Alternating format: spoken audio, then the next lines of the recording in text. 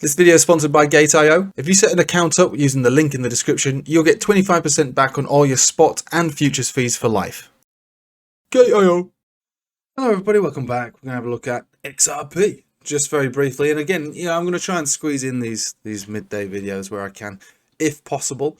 So we're going to start by thinking about it in the very short-term time frames, because you know that I'm expecting this alt season, and at the moment it's not happening, obviously, but it's it's only been what 3 days since we started allocating positions, incremental steps into the Bitcoin dominance chart as we progress up, right? So this can continue on for a week or so. So let's have a think about what altcoins, well, not what altcoins, but just think about XRP, because XRP was having a bit of an update the other day when everything else wasn't, and this is something that XRP can do. So there's a very simple way to look at XRP, which is that you shouldn't touch it until it gets out of this giant descending triangle.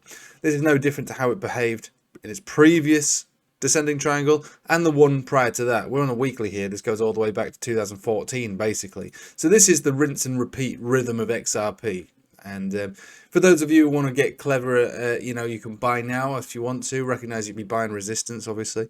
Or for those of you who have got a bit more patience on hand, because if XRP starts to rally, it does happen quite quickly. You normally see a period of maybe a couple of weeks, maybe 3 or 4 weeks of rally, and then giving it all back, and then doing it again, giving it all back, blah, blah, blah, blah, blah. So this is basically what we'd be looking for. Another breakout from here where we go on to probably, I'm not joking, go on to make a high of maybe up to, up to towards $2 or so. At this stage in the market, yeah, of course, yeah. I know what it sounds like. This is what XRP can do. I'm not saying that this is what's going to happen right now, so just hold on to your horses. Recognize what I said at the beginning of this video. If you were sensible, you wouldn't buy XRP now if you're looking for a quick trade. The time to buy XRP would be when you creep out of a descending triangle. So where are we right now? So look at the Binance chart, really. What are we doing right now? We're pushing the resistance of it, obviously. The resistance is perfectly matched with a 200 simple moving average. Exponential is just above that. Both of these are mega resistances. XRP loves to be above them, hates to be below them. And so while below them, expect nothing but pain. While above them, it's time to get optimistic, guys. Very optimistic. On this tether paired daily here, it doesn't look very special, and I don't know why it's come up like that. This is supposed to be Binance's, but when it comes to momentum, there is a chance that we actually do ricochet off these lower moving averages, being the Bollinger Band Center, 21, 10 exponential, 50 exponential. Most moving averages of significance are below us, and ever so slightly above us, and literally only ever so slightly above us are these guys, really. So we just need to rally and close another 6% or so above where we're at right now, and we'll be in an area where we can think about seriously getting one of those moves to take XRP up to like $1.80, $2 or so, within a relatively short space of time. So, what would you like to do if you were in this position? I don't know. It's up to you. Some people will probably watch this video and go, I've got to buy XRP. Harvest my kidneys, your kidneys, get them on eBay, buy XRP. I mean, that wouldn't be an unreasonable decision if you're happy to wait on this one for what could be another period of 18 months or so. Because let's face it, resistances are resistances until broken. So you could come back down to anywhere on this level, any one of these levels, back down into the mid-20s, back down into the teens, depending on how the market's going to behave. But if we were to creep out of here, then things start to get pretty sweet, I have to say. And I would actually be one of those people that starts talking about XRP, when the rally is going on, saying XRP is going to hit this, XRP is going to hit this, just to get the clicks. Because XRP videos, well, they're famous for getting clicks. They've got an enormous amount of people waiting to hear some good news about XRP. And why not bring it to them when there is something to say? What we're seeing here on the 4-hourly, though, is a pump signal, which, again, can add a bit more weight to what could possibly be a breakout of this descending triangle and moving up to 6%, 7% closures, and then maybe we start to see the rally outside of the descending triangle. Remember, XRP has this rinse and repeat behavior, which is one of the reasons I really liked it and successfully traded this portion of it, really. With derivatives as well, which is something I don't normally do, which is also why I've got an inordinate amount of XRP, because I was using Bybit coin futures to basically stack as much XRP as possible. And yeah, I've got too much. And I will do that again, to be honest with you, if this starts to gain momentum. You don't need loads of leverage, 2-3x leveraged, because you'll be looking to see, you know, maybe several 100% gains, you know. So you don't need to go crazy. You don't need your 10x or even your 5x's to make serious gains on XRP when the run begins. But you can see, like I say, you know, this is the sort of behavior that happens when we break out of this, and maybe this is the time where we do break out of it. Let's just sit back, watch, and wait and see. But yeah, you know, with that pump signal that we just saw on the 4-hourly, so for those of you who don't know what this is, yeah, it's only a 4-hourly pump signal. We've got a green portion of the cloud. You've got a cross, the Ichimoku cloud conversion baseline cross happened down here. The Chiku span is closed above the cloud as well. So we would look for a potential move from this where we are right now. And the 200 exponential being tagged several times on the way down. It's not the greatest setup, I have to say. You know, there's super resistance above us, reasonable support below us with a pump signal to boot, with the potential alt season looming. This isn't a call or anything for this very moment in time. This, if anything, like what you should be doing with all kinds of charts and trades, really, is keep them in the corner of your eye. Right, this video right now is not a signal to say buy XRP immediately. This is saying XRP is getting very close to breaking out of a descending triangle, to which it's done, you know, twice in the past, leading into an enormous rally, right? And this is something that we might be seeing happen soon, not now, but soon. And so if you're not like aware of this sort of thing happening, then it's time to be aware. Because I'm not saying that it definitely has to happen, but the last time it happened was I caught that trade really well, extremely well, and that was based on the time it did it before. A rinse and repeat of behavior that it did before in its previous. I'll call it a market cycle, because, you know, it is pretty cyclical in the way that it behaves. It spends basically, you know, less than a year going up to significant highs, and then best part of 2 to 3 years consolidating from that high. So, you know, we'll be thinking something along those lines is going to happen again if we break out of this triangle. So it's worth thinking about. But like I say, this isn't a signal or a call for right this very moment in time. This, if anything, is for you to look at it, think about it, watch and wait, see what happens. So let's just turn our attention over to traditional markets just for now, anyway, because this is why I think it's important to do videos around this time. So I do my morning video, so we can do an afternoon video. It would help as well. So the S&P actually caught that bounce there. So the bounce on this horizontal zone of significance.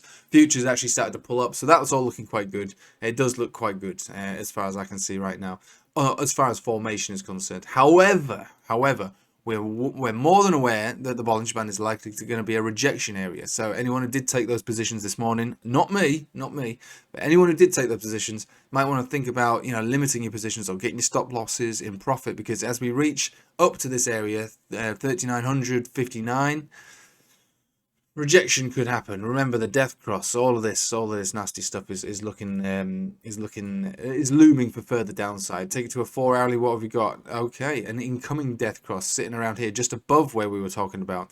But yeah, as far as the trend at this very moment in time is concerned on the 4-hourly, yeah, it's likely to come up and hit those areas. So yeah, if it breaks there, I would be confident enough to say that we're going to rally back up into the 4,000s and maybe beyond. Again, this chart looks very messy, and I can completely appreciate that, because there's so much going on here. We can get rid of a lot of it, to be honest. Get rid of that, and we can extend this, and this could now become like a new channel. This is the bear market descend line channel here. Blah, blah, blah, blah, blah. We'll get rid of this. Again, I appreciate this is messy for people who, you know what it's like when you got your own charts brewing. You're completely aware, but if you're looking at somebody else's charts, you're like, what's all this mess and that? So really, this is what we should be thinking about. 4,000 area potentially getting tagged if we can just clear this previous high, this previous candle body high in this 4-hourly or the daily, whichever you want to view it at. 4-hourly is probably best, given what's happening on a hour-to-hour basis with the economy and the banks and everything like that. And if we clear that, then we go to the top of the channel, which is just above 4,000. And if we break out of that, then that would be quite fitting as well, with the way that descending channels do often break out rather than break down. And then we'll be looking to revisit the previous top, and then maybe beyond. A lot of this is in the control of the central banks, OMC, and banks in general, because they're the ones who are suffering. They're the ones who are falling down. The central banks are wiping their bums at the moment, because they can't sit down. They're wrecked. They've had their asses slapped pretty hard right now. That's what's also bringing the S&P down. If you look at the S&P versus the Nasdaq's performing way better than the S&P, when normally that's the more volatile of the indices. Not this time, because the banks are just basically just destroying the S&P. However, it's kind of a little bit surprised to see the move up today, but we've got it all the same. And you're not seeing anything really taking place for Bitcoin that's in any way like amazing.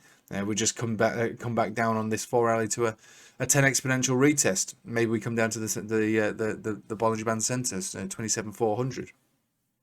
This is supposed to be a video about XRP, but again, just a broad overview of what's going on in the markets.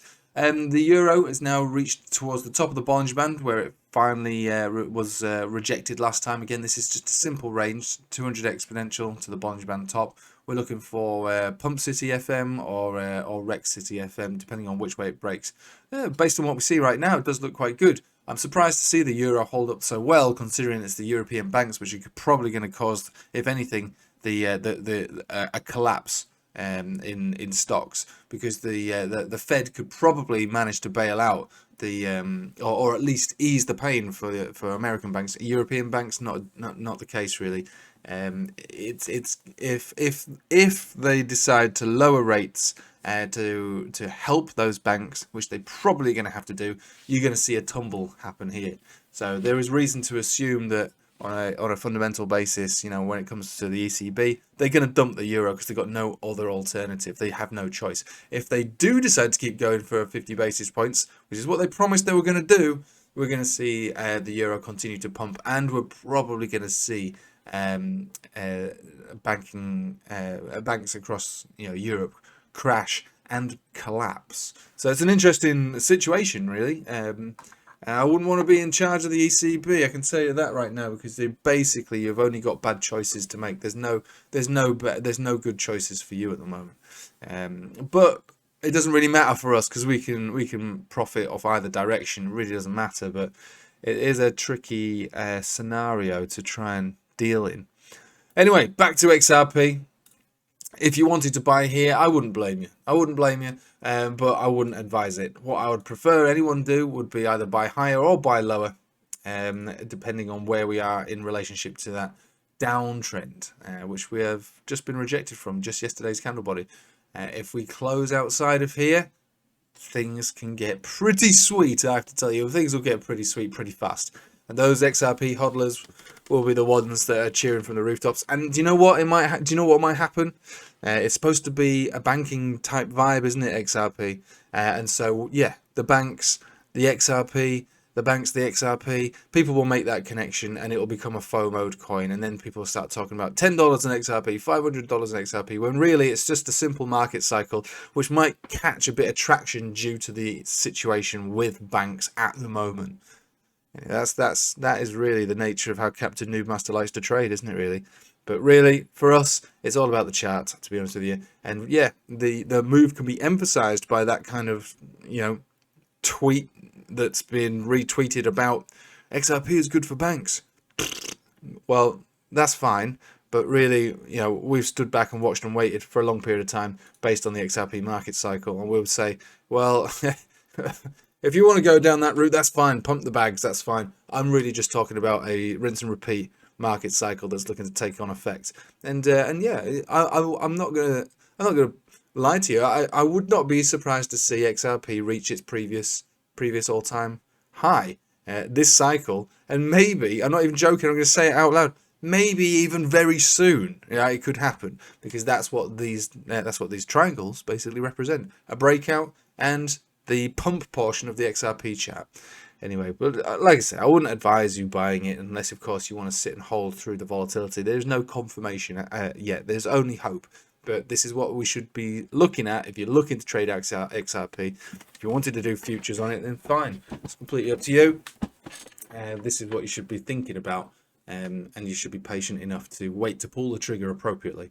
Thank you for watching. I hope you have a nice day. Take it easy.